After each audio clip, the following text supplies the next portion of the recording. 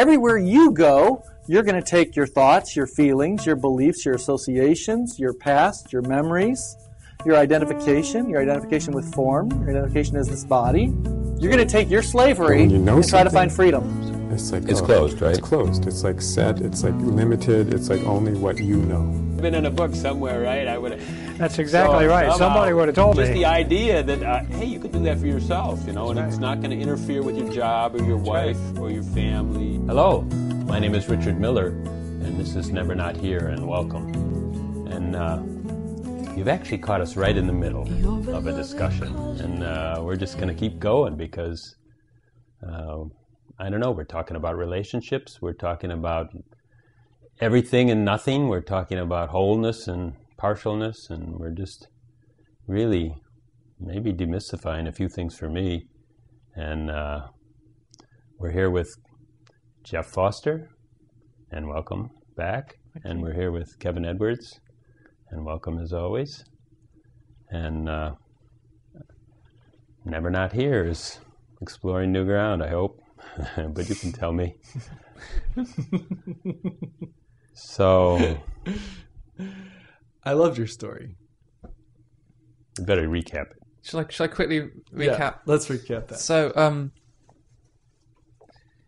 it was a few years ago. I woke up in the middle of the night and I was lying in bed and I had this rash down below, and I'd been scratching myself all night, and there was flesh coming off and blood everywhere. I don't know what I'd been doing, but the pain was excruciating, and I this was right in the midst of my kind of spiritual seeking, and I was like, oh, right, I've got to accept the pain, I've got to transcend the pain, I've got to become the pain, I've got to understand the pain, and it plastered all over my bedroom wall. I had quotes from every single hundreds of different teachers, about accepting the pain, becoming the pain, and about enlightenment, awakening, and transforming, and becoming something anyway. And at one moment, I just realized, wait a second, that's all bullshit. It's bullshit. This pain is real, and it's honest, and it's happening. And anyone who tells me that this pain shouldn't be happening is a liar. And they're falsifying what's real and what's happening and what's painful. And I just remember I just got my hand and I tore down all these quotes and pictures and I just tore it all down, and something strange happened, and it was like the pain became okay. And it was still painful. It was really painful, but it was okay, because the attempt to escape the pain somehow had died away or been seen through or something. Mm-hmm. And then actually I didn't even know it was pain anymore, because it's like, in order to know it as pain, I had to have this idea of the end of pain. In order to know this as suffering, I had to believe in this thing called the end of suffering, when actually the pain was all there was, and it was the end of pain that was the lie, really, in that moment. And so it's something to do with this attempt to escape what's happening, that is somehow making what's happening into a problem that needs to be escaped. And it seems to be this vicious circle. There was a point in my life where I was evaluating history and maybe involvement with certain church groups, things like that, maybe some moral teachings or whatever that might have been given kind of heavy-handedly, maybe some personal experiences that might have left, what I consider to be wounds at that time. And I had this sense that I was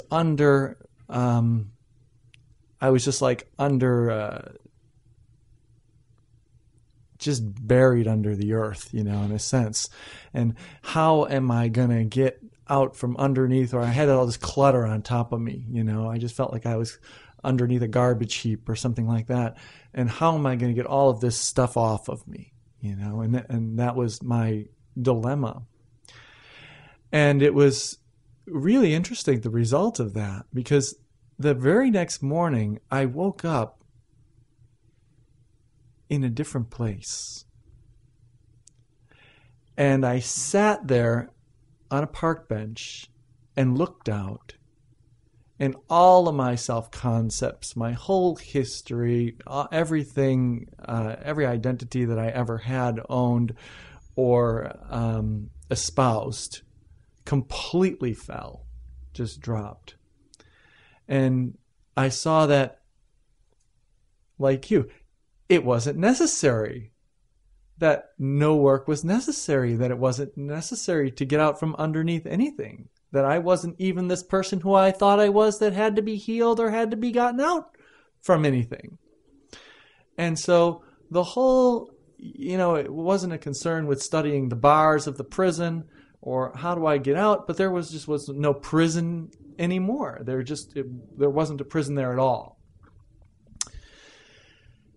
And I was just shaken by that realization. And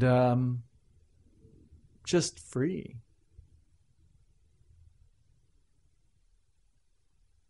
And that let everybody kind of off the hook, including myself. I was off the hook, and I was like, well, of course, I mean, it's like that story. There's a story in I Am That by Swami Muktananda. And the story is the two yogis go out and they happen upon a castle and a kind of, what do you call it, house where the maids and the maidservants live, and it's empty. And so they're going to stay in the empty house. And the master, the older elder, says to the novice, he says, okay, you can stay here, but don't become anything. And he says, oh, of course, why would I become anything? I'm not going to become anything. Of course, I'm not going to become anything. Don't worry about it. Rest assured, I'm not going to become anything. So the one yogi, the older yogi, goes and lays down. And the other yogi goes and he lays down, and the king happens to be coming through and comes in with the infantry and whatnot, cavalry or the king's subjects, and they spot the elder there, and they spot the younger one, and they go to the younger one, and they say, "Who goes there? Hark, who goes there?" And he says, "Oh, I'm just a yogi." He says, "A yogi? What is the yogi doing in the king's, extra house or whatever? What's the name for those houses? State house, right? Something like that." So anyway, and so they bring him outside and they beat him half to death, and they go into the elder's room and they say, "Who goes there?" And he goes, and they go, "Who are you?" And he goes,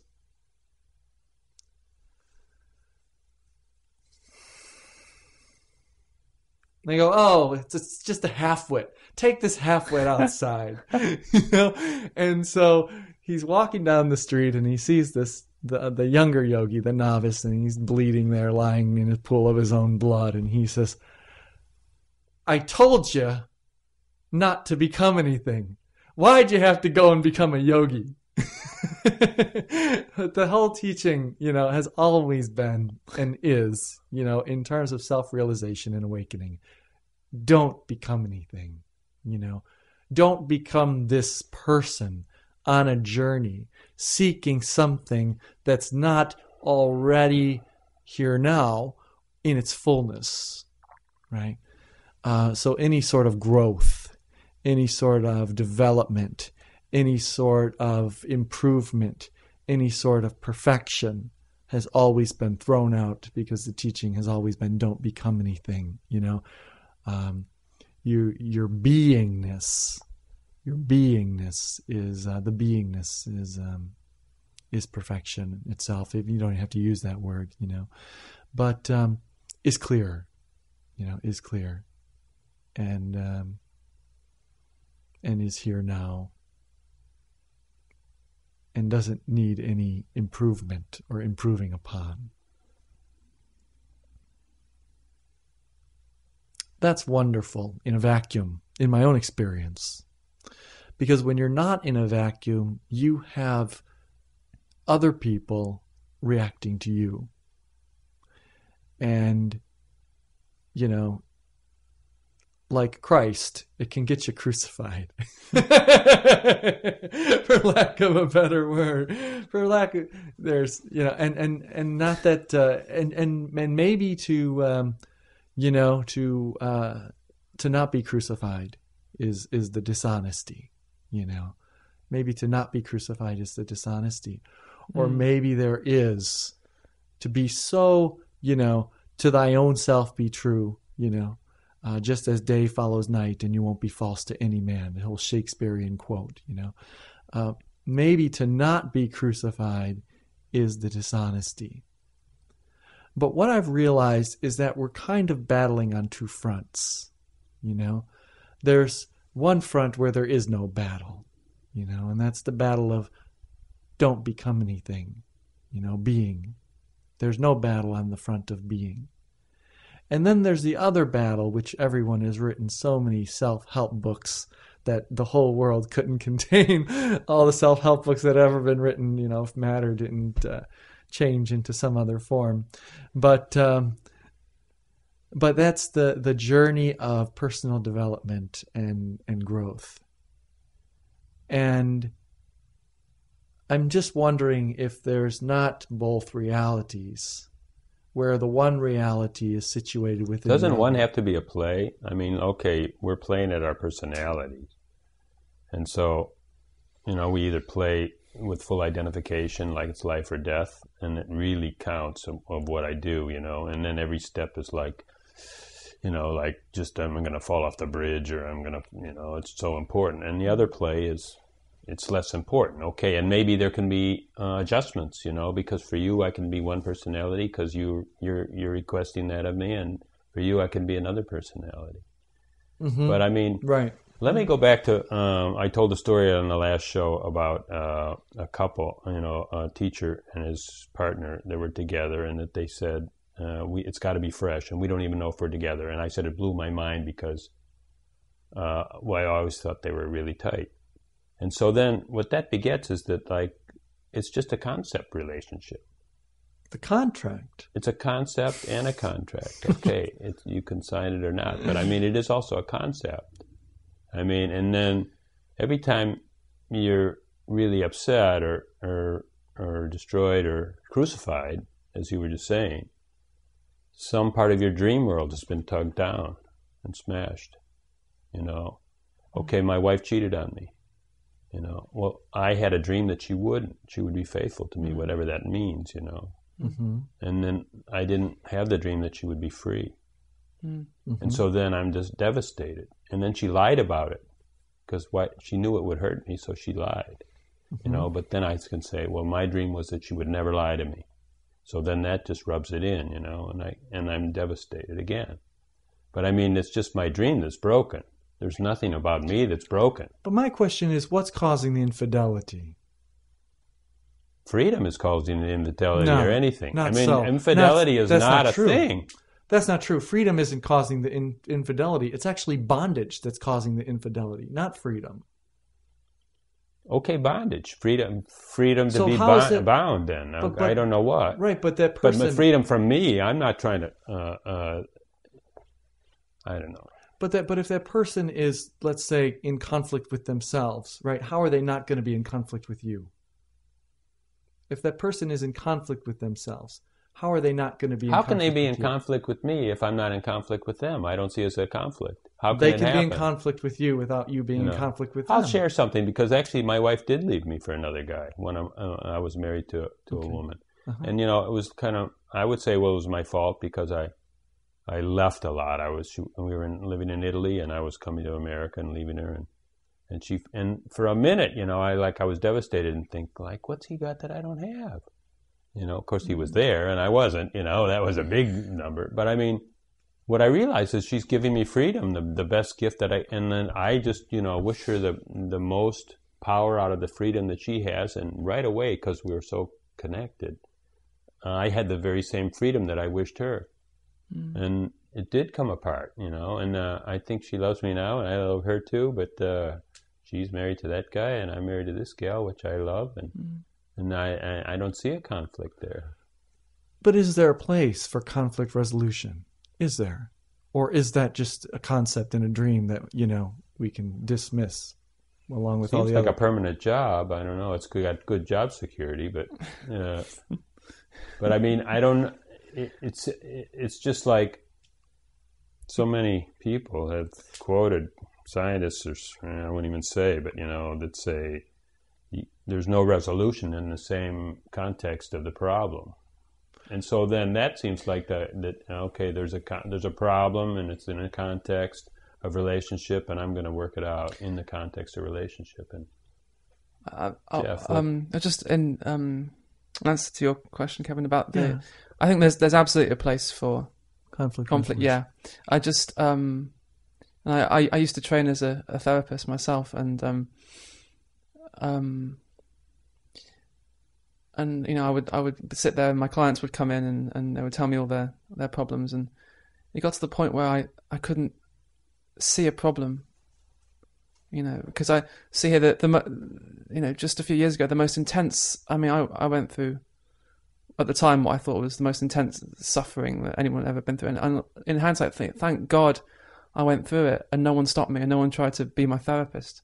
And I'm not saying that's what like anyone else should do, but it became dishonest for me to sit there and pretend that I could help anyone in any way. Right. So that's why I had to walk away from the whole therapy thing, and I think it absolutely has a place in this relative world. Absolutely, it's better to be, it's better to be in the relative world. It's better to be happy than sad. Of course, but or well-adjusted, or So basically the goal is functional, right? In our twisted society, to be functional, but I mean, Jeff, you said something that was so great the other day. You would just because we talked about depression, and you said actually there's a great truth to depression, and as I understood it, like everyone's headed for depression because what they're doing doesn't work. Trying to hold their lives up, trying to make their lives work. Yeah. With a false series of concepts. They're trying to fit their lives into a false series of concepts. Yeah. And it's going to crash. Yeah, I guess depression in the sense is the realization I can't do this myself. I can't do this myself. This is too much. And it feels like depression because you have to wake up every morning and try and hold up this whole world that you've created. Right. And then of course in our society it gets diagnosed and the whole medical model, and you get drugged, and you're not supposed to be depressed, you're supposed to be happy. That's what you're supposed to be happy. Mm-hmm. And it's a lovely dream. All I can say is it didn't work here. It was in the midst of the depression that something else began to open up, and it was only because of the depression, I think. And I'm not saying anyone needs to be depressed or should be depressed, or there shouldn't be therapists who help people who believe that they're depressed and need and want to be happier. I'm not saying that at all, but just that in terms of the talking about relationships, and again, I can only speak from this experience. My girlfriend. It's this whole idea of relationship. It's a concept. What is this relationship? But I mean, I think that's something we could talk about. I suppose. Well, what is this? So I'm sitting there in a cafe with her, and I see this body and that body, and she's talking and I'm talking. And where's the relationship? Where's this third kind of entity? Right, I know. I said that. I said that to someone I was dating. I'm like, there is no we. There's you and there's me. We doesn't exist. There's sitting in a cafe. This is all we have. Right. And me and my girlfriend, we talk about this. Right. It's like, this is all we have. We have sitting in a cafe, drinking coffee. Right. This is all we're guaranteed. And what's seen so clearly is that she isn't mine. The moment I try and grasp her, I destroy that gorgeous, whatever that is. I don't know what that is. I destroy the beauty of her as she is in all her imperfection, and this and so that just you're talking about fidelity. It's like, it's a constant question is that what keeps us together? What does that even mean? We're together. She is free to walk away. I am free to walk away. Yeah. You know, she is free to sleep with other guys. I can't stop her. I cannot stop her. If I think I can stop her, I'm insane. I'm a control freak, you know. She isn't mine. And that's why I fell in love with her, because she wasn't mine when I first met her. She wasn't mine, and she still isn't mine. Nothing's changed. She is free to walk away, and yet this is, I think, the mystery is that I wake up in the morning and she's there. Yeah. That's all that binds us She together. hasn't walked away. Is that she hasn't walked away Right, yet. exactly. She hasn't walked away yet. Uh-huh. So there's no relationship there. There's nothing holding us together. Apart, really, if it's anything, it's we enjoy hanging out. That's it. That's all it comes down to. It's never. That's all it is. It's we Right. enjoy hanging out. Right. We're like two kids who enjoy playing together. That's all it is. Right. The rest of it is possession. Do you think you'll ever, I mean, I don't want to curse you. Do you think you'll ever get married? I don't know. Well, we've talked. It wouldn't change anything. It wouldn't. It may. It has for others. It has for others. Don't be so naive. No, they write books about it. But anyhow, you know, it would be the. You know, it would be. What it is. It would be what it is. It would be Right. it's a ceremony. You know, it's a contract. It's a legal contract. It means nothing. You know, really that it can't touch that. We have nothing. To me, that's love. There's nothing between us. There's nothing that comes between us. Any relationship would come between. Mm-hmm. We'd have to sit there in the cafe drinking coffee, and then there would be this relationship thing that somehow existed out there, this future. But we don't. That's the illusion, and it's like, and yet she's there. She's free to walk away. I'm free to walk away. You know, people have a habit of changing their minds. You know, I mean. So every time you have a relationship, then every act you do is either building the relationship or tearing it down, right? And so then it's a whole complexity. It's a huge complexity instead of just drinking a cup of coffee. It's I mean, you've got to either be making agreements or building a relationship, or otherwise we're stagnating it, or otherwise it's just a real point. This idea you both have to put effort into holding this thing up called relationship. Yeah. And it's, to me, it shouldn't be about effort. I mean, not that it shouldn't, but I've tried all of that. I've tried the effort thing and the possession thing, and it was out of fear. It's out of fear. I need her for me. In order to know who I am, I need her to complete me. Like, you know, and just to see that she's not yours, that no one is, but somehow. She's there. She literally, that's all it is. She hasn't walked away. That's all it is. It's this gorgeous simplicity to that. And I think we've made it so complicated. Like, what have we done? We've fucked it up. We screwed it all up. But that's where we're... For editing purposes. We fucked it all up. Come on. But isn't that where we... You're right. We meet everyone in that simplicity. That's where we're always meeting. Is this isn't something special that I have with Amy, you know, at all. And yet there's an exclusivity there, and certain But expectations of relationship. It's playful. It's a playful thing. We call each other girlfriend and boyfriend, and we talk about the relationship. There's like a lightness to it, you know. So he's just saying that there's a minimum of expectations to it, in this case. But there's no. I mean, none. Maybe there's none. none. She walks away tomorrow. I can't stop her. Mm-hmm. I just can't. Right. I can ask her to come back, to maybe reconsider. But you just can't. We're just alone. You know, we're just alone. But to join in that aloneness, that's really quite exquisite. Mm-hmm. You know. And to me, that's the relationship. Is no relationship. It's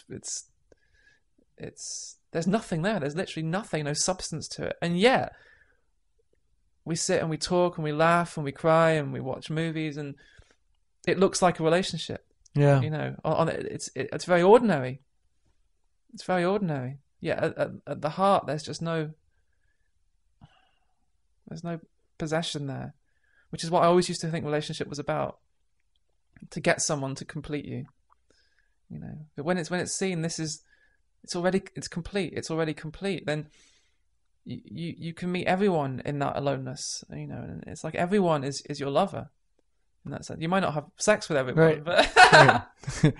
but in that sense, there's that intimacy that's kind of always there. And it doesn't mean that you agree with everyone. It doesn't mean that you necessarily like everyone, But that intimacy it's always there, and you just can't lose it. So that the rest of it, the kind of trying to make the relationship work and the conflict resolution, it's part of that whole dream of becoming.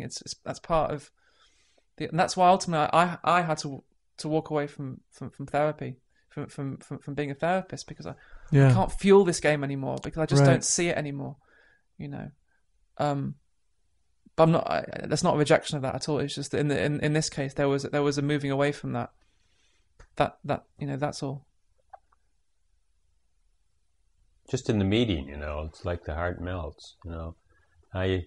I'll say something else. Like I sure in the 4th of July, I filmed a wedding, and there was a couple kids I knew. Kids I say because I'm a really oldster, but they were in their late 30s. But somehow I was really getting them when they're, like I was right in there with my camera, really zooming in on the vows. And when you just look someone in the eye and say, I, Richard Miller, take your hand, and something about, I don't remember the vows, but you'll be the only woman in my life, and something, and you look in their eyes, and there's just even this is okay, an expectation. Maybe you're building an expectation, but somehow there's just a nakedness there. And then there's really it just costs anyone that'll let it in. It just, that's the reality of two beings that are meeting, two expressions that are meeting, and it can happen to anyone. You can just feel, and the love is not a working out. It's not really a working out. And I just saw that. I think that's reality, and what we see day to day is our walls, and that's not reality, that's just my manipulation of reality. My experience is that the first reality, when I met my wife, I met her in satsang, and she came up, and there was just an immediate recognition of truth seeing itself, and it was beautiful, and it's on a website, and you videotaped it, in fact. Right. And just per chance, because we didn't know that's your chance, wife or anything. We didn't know that was going to be my wife. Here comes a girl up, and she don't talk much. Although she said I was dropping hints, they're like something was coming through. But there was just that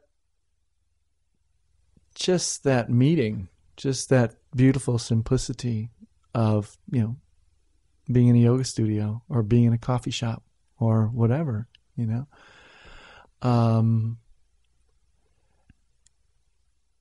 and for a long time, that kept up, and we kept relating like that, until there was some sort of a clash, and that clash presented its own challenge. And the challenge kind of was that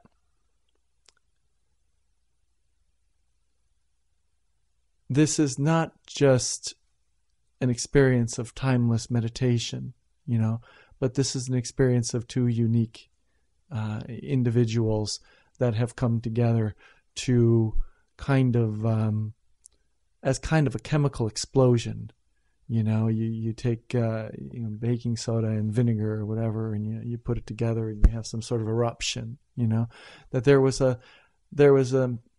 a third thing in the meeting of the two things, and the third thing was the eruption, and the third thing was the chemical reaction, and the elements in the meeting of each other were themselves transformed into different elements. And so it was kind of an allowing, like, how steel sharpens steel or something like that, of two things coming together, and in the meeting of them, to have the things that came initially to not even be the same things that came initially. I mean, my wife just said to me the other day, I'm not the same person that married you, And I said, yeah, and neither am I, But isn't that accessible? Because that space, I mean, I saw it myself. It was just this tender space. I mean, that same person is there. Maybe it's clad now. No, or am I wrong? It's accessible, but it's not the whole. It's not the whole thing. It's not the whole. It's not the whole picture. It's only part of the picture. It's the part of the picture where you have this innocence relating to itself, right? But innocence presupposes no experience. There's innocence basically means experienceless. That there's a quote that goes, "Wisdom is gained at the loss of innocence." And that after you've gone through a certain experience, you can no longer be the same. Let's say you go into the war and you come back shell-shocked, and now you maybe have post-traumatic stress disorder and you're trying to, work out all of these things because you went in one person and you came out another person. And then that's going to affect who you meet next and where your life is going to go in another direction, essentially. That's an important thing to say because, we should really explore that a little bit because, we're all totally shell-shocked. Maybe we weren't in the real war, but we all made our own wars. Yeah. And if it's true that we'll never, it sounds like a real, that we're being sentenced to a real depressing scenario, because, we're always hoping or dreaming that this spiritual enlightenment gig would somehow pry a few of those bars open. But maybe, and then sometimes we talk that there are no bars. Somehow we're not identified with our shell-shockedness. Right. Or how does it work? What could happen? The shell-shockedness is something that is in my bag. I'm carrying it along. It's not here. Not the war in Vietnam or not the war in Iraq is not here. Somehow I've got it in my sack. It's in your body. And if I want to open that sack up and go into this bodily memory and stuff and say, look at how dirty my shoes are. I've really dragged through the mud. I don't say it's volitional like that you can say I'm going to do it or I'm not going to do it, but it's an automatic, somehow an automatic attachment to conditioning. I don't know Jeff's experiences, but every experience that you have somehow in your life is encoded, in some way in this body. In the whole dismissal of the body, I'm not the body, you're not the body, it was significant because the body and the mind are not really two separate things. It's the fact that everything that you've somehow experienced is lodged in your body. And if you dug deep enough, emotions would come up, a connection would come up to some past experience where there would be sadness, or sadness would arise, or there would be grief, or grief would arise. And there's certain trigger points, be acupressure or There's all those things. acupuncture. There's all those things, excuse me. But yogis say that everything that's not met is stored in your body. But everything that's met, now whether that's a wish or a wish list or what, and then we're talking about there's two possible things to do with everything. What to do with this energy is like our main question. Mm-hmm. Things are arising moment by moment, just furiously. And what do we do with it? It's energy, it's thoughts, it's feelings, it's emotions, and all these things are arising second by second. And we're seeing, and we have posed that meeting it, just meeting it, which means somehow accepting it and not trying to shove it away and saying, no, that's not me, not me, not me. There's no doing to it. It's just meeting and seeing. And then, I don't know, maybe it's a hopeful belief that things that are met don't need to be stored. All the storage is what they call karma, and then there's also, yogis talk about it, even from India, they say there's a moment when you don't create any new karma. Well, there is no karma for those in para-Brahman or someone who's gone beyond whole duality, but I think that refers to the fact that your identification no longer resides with this individual sense of a separate self, that your identification is elsewhere, but yet this individual sense of a separate self still appears, still has disease, still has disease in the long term, maybe die of cancer or something like that. Well, the identification, and that those toxins in the body that come from certain experiences, which aren't released, which aren't dealt with properly, they will eventually kill this body. Yeah, they'll kill you. But this identification, or it's not even, I don't even want to say it like it's a doing, just the seeing that's not me, is allows anything to come up and everything to be met. And, that's how this guy explains it, or just sees it, that the meeting is that's what you're talking about again and again and again. It's just like this, why isn't this enough? This is enough. This is all we have. Mm-hmm. And then you have to be in somewhat not identified with a result and saying, oh my God, like, I've got a tumor here, or I've got this, or I've got to get this relationship worked out. And I thought that actually for a long time, that the meeting was enough. But then I realized that there actually were people out there with certain gifts, that there were people out there who were, body workers, energy and vibrational healers, that there were people out there that could access information that I didn't have, but yet was affecting my life. It was either sabotaging, maybe the direction. People see, people don't see. Now these, conflict resolution. I've got the yogic experience. I'm going to say yogis say again, but they, I tell you, they say don't mess with it because you've got it. It's in you, and when someone takes it away from you, you need it. I mean, it's going to come back somewhere else with a vengeance because you need to see that. And so most, the guy my guru, he said, don't mess with energy healers, because it's just an interference. Right. And so they see it. Okay, I agree. They see something, and we see something about our brothers and sisters and our children. We see something, but when we impress it upon them or somehow try to help them, it's backfires because they just say, get off me, Dad, I don't know. Mm-hmm. I think if meeting is enough, this is what I'm gleaning from.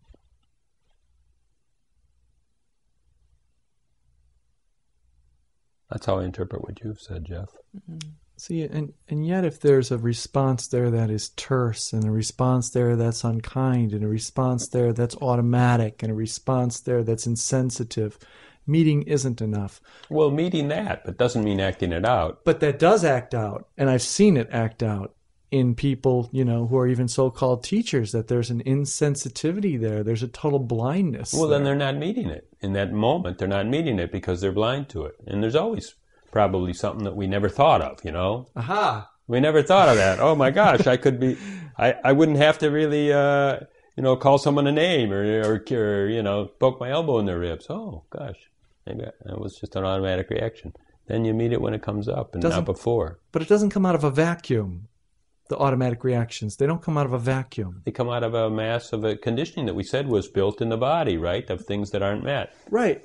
So if we're not capable of accessing certain information that is stored in the body due to experiences that will eventually turn toxic and it's toxic right now, I think. Right, and destroy us and destroy relationships and destroy maybe efforts at even getting honest, with yourself. Because maybe it's even the case of hypnotherapy, where there's something that you maybe aren't completely aware of. Even people can talk about past life or past life regression bleed-throughs or whatever. I don't know. Whatever life is so mysterious that if we compartmentalize it to say, only when I'm functioning out of that which is I have access to now, that's going to somehow give me the best results. And yet, on the other hand, isn't that your gift, though? And yet, the glorious gift of the divine is what's happening now. The glorious gift of the divine is the whole. It's not what's happening now. It's everything that's happened now, everything that's happened, everything. There's no time. It isn't. There is no time for the divine. Come on, Jeff, help me out. This guy's going off on a real trip. There is no time for the divine. It's the past, the present, No, and it what isn't will the past be. and the present. It's It's only everything. now. What? No, past and there present? is- The past and the present is what I There's make now up. for I them make it then. up. I make it up. That is the now back then, you know. I mean, Rome when they were, you know, Rome when Rome was that was I'm the making now. it up. That was the now, and that I mean, we're standing on the shoulders of giants, you know. I mean, we have We're also sitting on a couch. certain progression. There's a certain progression. No, I know we Our are. We are here. conditioning, No, our no, conditioning absolutely. is standing on the conditioning of giants. Okay, I will say that. Yeah, I will say that. I will say every cell, right, that has accumulated to form your body has a history.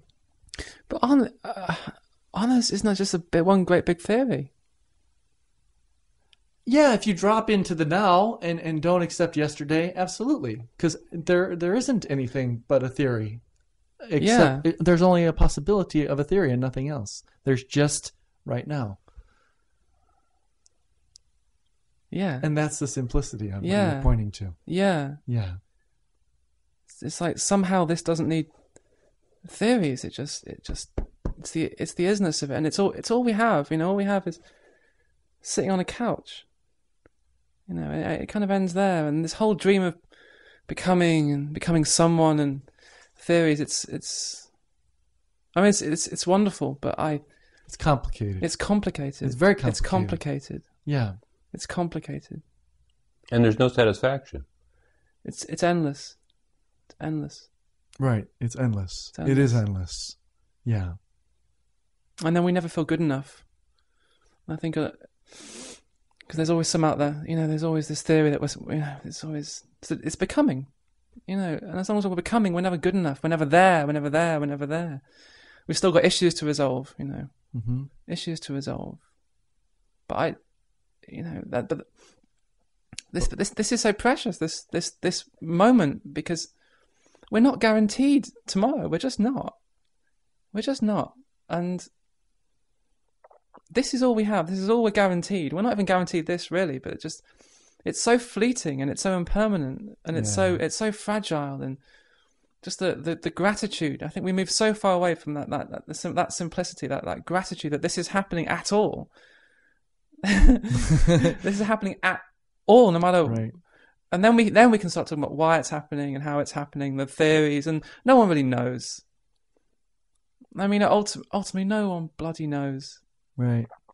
If any of us are really on it, I don't know. And it's like, here anyway, that's enough. Yeah. It's enough. It's the I don't know, and to fall into that not knowing, and somehow in that not knowing, life doesn't cease. It just unfolds out of that, and then, you know, all the teachers in the world can tell you who you should be and what you should be feeling and what you should be thinking and what you should be experiencing, but you know, what's wrong with this experience? What's happening here? And of course, if you feel that you could improve, want to improve, then there's a million teachers out there who will teach that game of becoming. But over here anyway, at some point, it's just seen that, you know, when's it going to end? When's that? When your good is better and your better best, right? Yeah. Good, better, best. Never let it rest until your good is better. Yeah, it's just And your better, best. Yeah. it's like, I know. why do we even need teachers? You know, it's like, what are we frightened of? What are we frightened of? Why do we need someone else to some second-hand information, some second-hand knowledge, and then we regurgitate it? We keep on regurgitating what we've heard. You know, as newborn babies, we didn't know anything. It was all this. That was the not knowing. That was the not doorway. knowing. It was actually And the doorway, not the limitation. We love, you know, young children and newborn babies. There's an innocence there. There's an openness. There's a spontaneity. There's a wonder. There's a wonder at life as it is, and somehow as adults, we become so heavy and lost in this complicated world of theories and knowledge and becoming Experts. And experts. And at some point, it's like, I don't want to be a second-hand person. I don't. What do they know? Why do I want to be like them? Those teachers. Why? What's wrong with this? What's wrong with sitting on a couch? Yes, sitting on a sofa, breathing and sensations in the body happening, and because this is all there is. This is so precious. It's so precious. It's so precious. Any moment, one of my friends is a healthy 20-something, and one day he had a brain hemorrhage. Out of nowhere, just out of nowhere. We're not guaranteed tomorrow. So if we're going to awaken tomorrow, if we're going to become something tomorrow, if we're going to get rid of our conditioning tomorrow, well, we're just... So there's always that fear behind it all that we won't get it done before we die. We've only got a certain amount of time before we die. And shit, I better get moving with this self-improvement thing or this. So it's just... Or transformation. As a transformation. So it's absolutely not a rejection of any of those theories at all, but just... All I can say is that over here, they didn't do anything. They just... There's always a sense of incompleteness. So somehow when... It's like... in the falling away of that the search for the completeness was somehow creating the sense of incompleteness, because it's like we've been told that we should be something other than what we are, which makes what we are into a problem, which fuels the sense that we want to escape from it. It's this vicious circle. What about dysfunction? What about dysfunction? How do you address dysfunction? I mean, I know you were a therapist or we're moving in that direction. Yeah. Is there, again, going back to, is there a place for healing dysfunction? Of course. Yeah. Yeah. As long as there's the belief here that there's someone who needs to heal, then there's a million therapists and teachers out there who will meet you and help you in that dream world of being a person. And then, so right. Once you're healed, say finally you do become fully healed, what does that even mean? I don't know. You no longer check to see if the door's locked all the time. Maybe you can go out. Maybe you're not an agoraphobic anymore or something. I don't know. Yeah, but you're still left as a separate person. That's true. There's still that's behind the whole thing. Even if you're the happiest person in the world, you're a separate person. So that's where becoming and psychology and healing can't go. They can't touch that. They can't touch that. No, they can't touch that. And again, it's not a rejection of that, because therapy it works wonders, and healing it works wonders. It really does. But behind that is the question: who is being healed? Who is it? And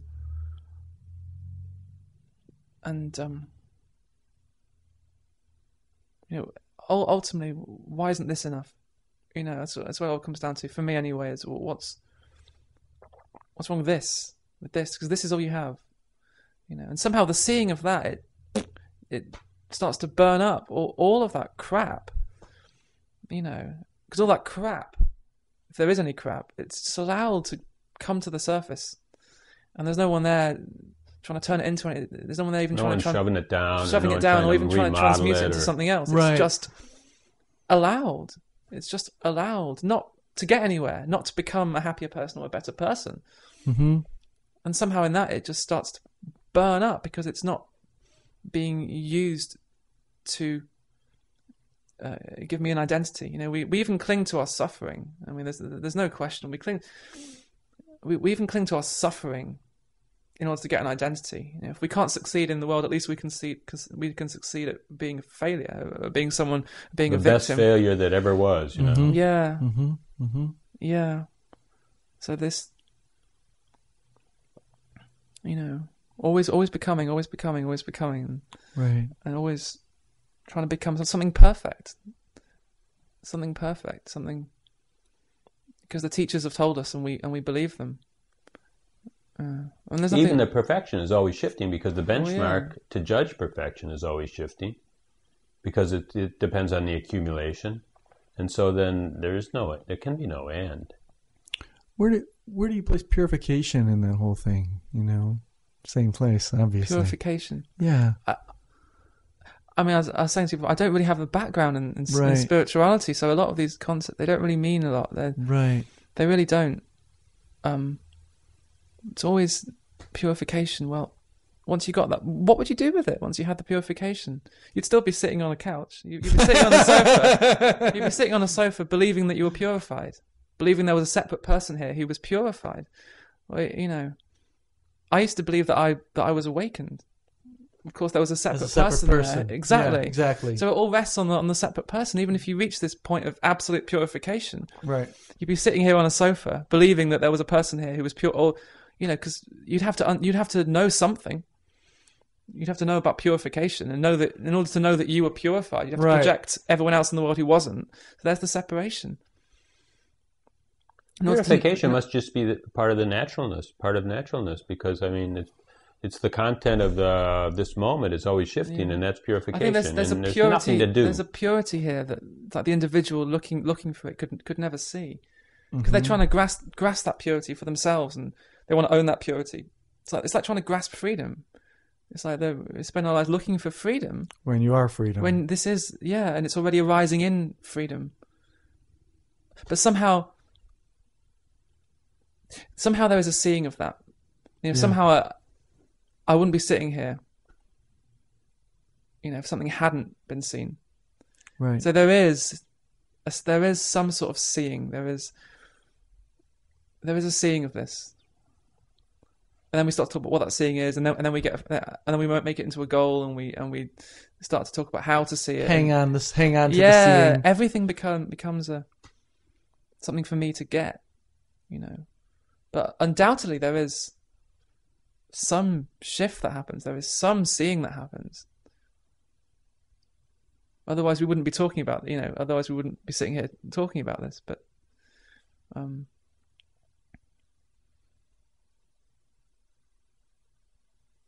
And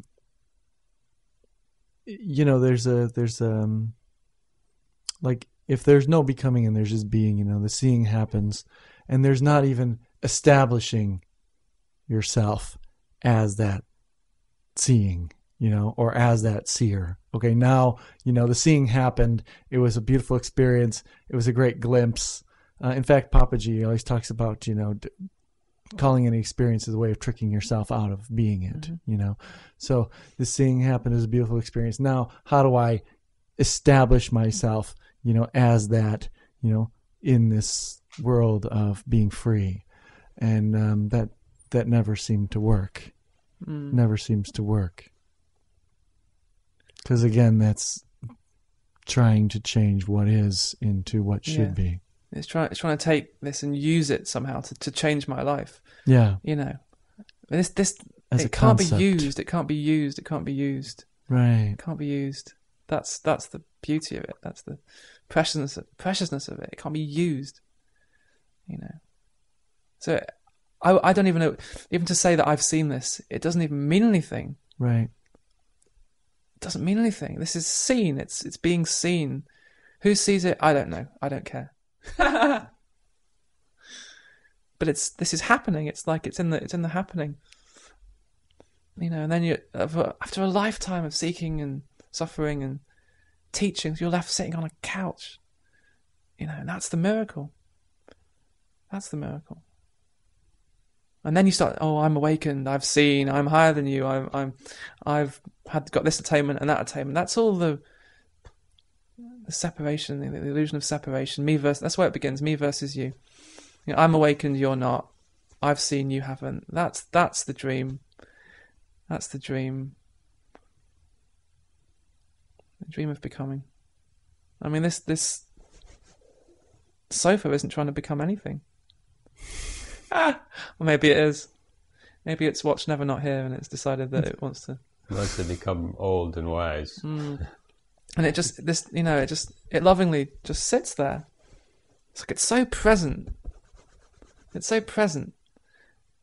And then a million different people come and sit on these sofas and talk about the past and the future and becoming something. And meanwhile, it just is. And it's not separate from what we are. This is isness expressing itself. It just, in that isness, there's this funny game that happens of you know, this isn't enough. I want more. And then seeking. But it just all ends. It all ends on the couch, you know. That's the death. If there's any death, that's the death. You know. The death of seeking into the future for some fulfillment. That's. And to the mind, it's a massive disappointment. absolute failure. It's the failure. Failure to get what I wanted for me. Say more about that. It was always for me, wasn't it? The seeking. Have you got what you wanted? No, I never got what I wanted. Right. Ever. Right. Ever. Failed miserably. Jeff failed miserably. Yeah, I understand that. Yeah. That's the beauty of it, though. It's like, in that absolute failure, it's given. Yeah. In that absolute failure, you're given what you need, and like in this moment, it's sitting on a sofa. And then the idea, I want more, you can't have it, Jeff. I don't even want it. It's like you don't, what's that even mean? More. I mean, it's like, spend our lives searching for the miracle, and it's constantly revealing itself. It's revealing itself. It's like, it's something to do with the seeing, though. It's something to do with the seeing of it. It's a very small thing, really. The seeing. It's not a huge. It's a gentle thing. It's very honest. It's very honest seeing. It's. Have you seen just once, or have you seen a number of times? It's. Again, it doesn't mean anything. This is Right. this is the seeing. Yeah. If anything was seen, it was that Jeff was just a story. It was a thought. So Jeff couldn't do anything. He couldn't attain anything because a thought can't attain anything. Right. Right. And that was the seeing. But that's always been the story of Jeff has always played out in this. This is the seeing that has seen the whole universe play itself out, and it's seeing. So even to say I've seen, as if it was something. Story. It's another story. Right. So aside from that, a lot of these concepts about enlightenment and awakening, and they don't mean much to me. I can only see them as nice beliefs, really, stories, beliefs. Because what's real? You stick a newborn baby in here, they're just exploring. This is wow, They don't care about enlightenment and awakening because this is enough. But they're just beginning. I'm just being the devil's advocate because that's what I do. But they're just beginning. Yeah. Are you supposed to stop at the beginning? Oh God, no. Right. No. This isn't a mistake. This whole seeking thing. No. The suffering thing is not. And a yet mistake. you find yourself back on the couch. Yeah. As the newborn baby. That's the cosmic joke. That's the cosmic joke. You find yourself back where you always were. It's just seen somehow differently, maybe, or it's seen the same as it always was seen. There's no way of knowing. Just all that happened here and is the when seeking. You return to the childhood, or yeah, and yet you don't lose the memories, the capacities of being an adult. You still function in the world as if you use adult words and you say please and thank you, but really there's an innocence behind it, and it's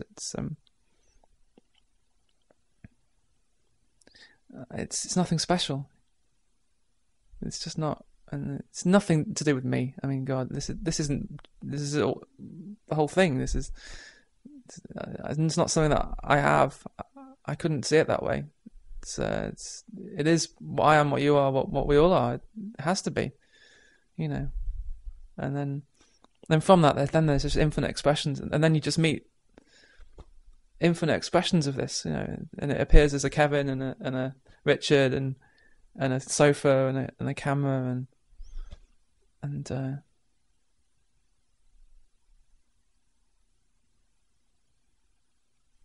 yeah.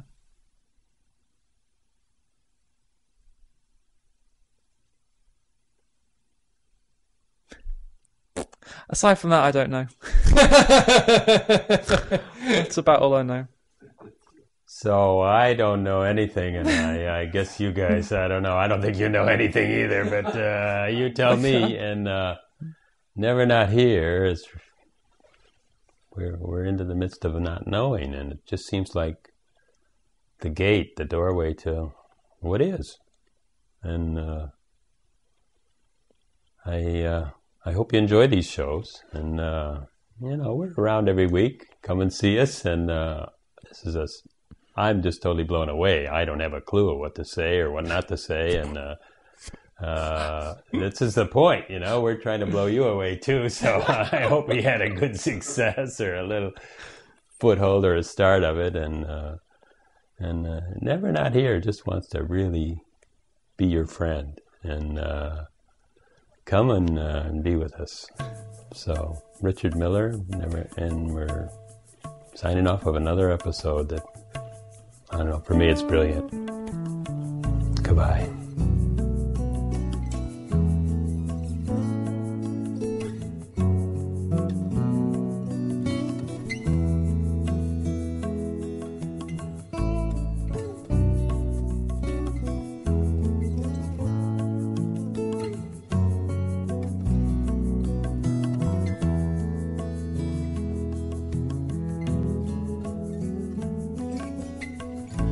Your beloved calls you here today to ask you for this dance. What will you say? Are you gonna throw the chance away?